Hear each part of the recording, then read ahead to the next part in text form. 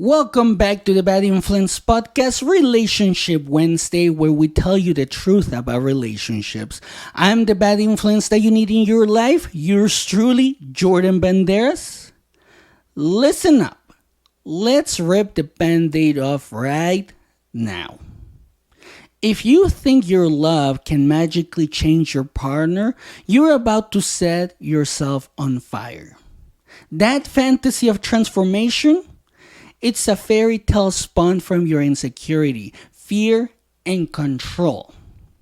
People are not projects. This is something that a lot of us haven't really understand because of our insecurities. I used to be like this. And the problem is that we have to understand that relationships are not rehabs. So face that brutal truth head on. Because you think if they loved you enough, they'd morph into your perfect partner. Hell no. That doesn't really happen. Love isn't a wand that erases habits, personality quirks, and deeply rooted beliefs. The only thing your unrealistic expectations guarantee is resentment and heartbreak. Every moment you push for change broadcasts one loud message. And I want you to pay attention to what I'm about to say because I see this in a lot of relationships. And then people don't understand why the relationship failed. And the message that you broadcast is that you are not enough as you are. Let that sink in. You're not motivating them. You're demoralizing them. Is that the foundation you want your love built on? If not, then here's the cold, hard truth for you. You need for them to change isn't even about them. It's about you. It's your insecurities screaming, terrified your worth is invalid unless they fit your ideal mold. So recognize that your dissatisfaction springs from your fear of inadequacy. I spent years molding my wife into my vision of perfection, masked as helpful suggestions. The relationship suffered spectacularly because people hate being treated like DIY projects. That impulse to fix your partner is a sneaky bastard. Let's be honest. It is a sneaky bastard. It masquerades as caring. But it's really your fear of uncertainty and lack of control shouting the loudest. You'd rather micromanage than embrace the beautiful chaos of authentic love. Want to know the fastest way to poison intimacy? Which apparently a lot of people don't realize this and they're doing it unconsciously. Sometimes consciously, I guess. Keep dropping hints. They should change. And guess what's going to happen? Their heart slams shut. Emotional walls go up, your safe haven turns into a cold war zone. So keep dropping those hints. Keep dropping them. And this is exactly what's going to happen. Because true support isn't change memos, it's genuine offers. How can I support your vision? Instead of, here's how you should live, try, tell me how I can show up for you. Every moment obsessing over their flaws distracts you from your own shadows. Your procrastination, buried anger, and self-sabotage lurk behind that smokescreen. It's easier to point outward than to confront your own demons, right? It's so much easier to do that. It's so much easier to say, you know what, if I change this person, if I change him or her, I won't have to worry because I'll be in control. I won't have to face my insecurities because I'll be in control. But guess what? if you want your relationship to truly work, radical acceptance is the key. So celebrate quirks, don't curse them. Flaws become strengths, unique signatures that deepen your bond. And here's how to challenge without controlling. Frame it around mutual growth. Swap "why haven't you changed" for "how can we grow together?" Collaborative evolution creates unstoppable momentum. Love doesn't come with upgrades. It's gritty transformation requiring self-awareness and brutal honesty. But the most important part of that is self-awareness. That's going to be a theme for a different episode because it's so big. But here's the thing. You can inspire change. Yes, you can. You can inspire change from your husband, from your wife, even from your kids, from any relationship that you're on. But, and this is important, pay attention because this is going to be a slap on your ego. But you can't enforce it. Unconditional love is your superpower. That's the "I see you, I support you, I'm here." That's what you need, unconditional love. Because why would you put conditions on love, right? Do you want to revolutionize your relationship right now?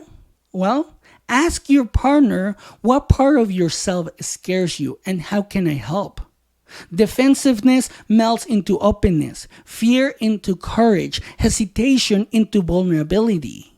So stop obsessing on who they could be. Start celebrating who they are right now. Your job isn't to direct evolution. It's to champion it. Growth thrives in acceptance, not criticism. Attempting to change someone doesn't make you caring. It makes you controlling. Genuine love is rooted in respect, autonomy, and mutual growth. When expectations outweigh appreciation, you're on the road to resentment. And remember, this is something that I have talked about. Once resentment starts to take form in the relationship is going to suffer and it might end. Because why would you stay with someone who you resent, right? So flip the narrative. Count strengths, honor differences, and nurture autonomy. Build on radical honesty and clear boundaries. State your desires. Express your needs. Stop dictating fixes. Let your partner find their path, make mistakes, and celebrate victories their way. Perfectionism kills intimacy. So shred your unrealistic checklist. Because if you keep bringing up that checklist, your relationship is doomed. Real, messy, authentic love is infinitely richer than picture-perfect illusion.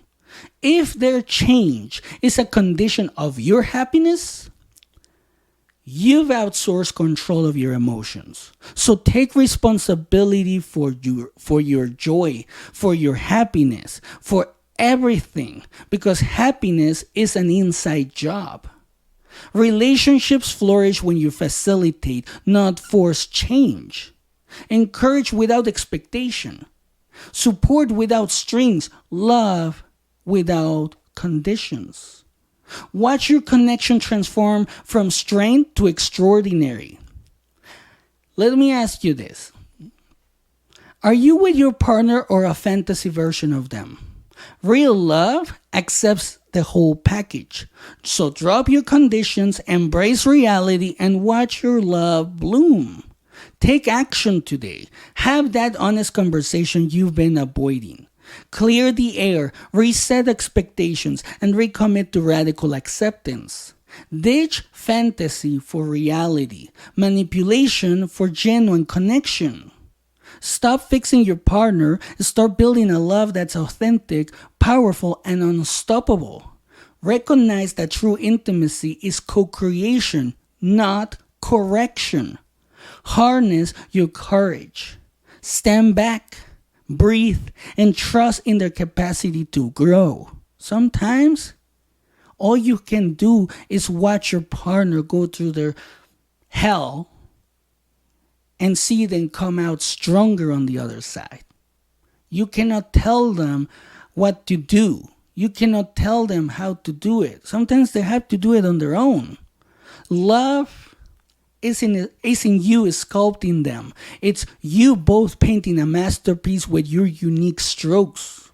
Now, go out there.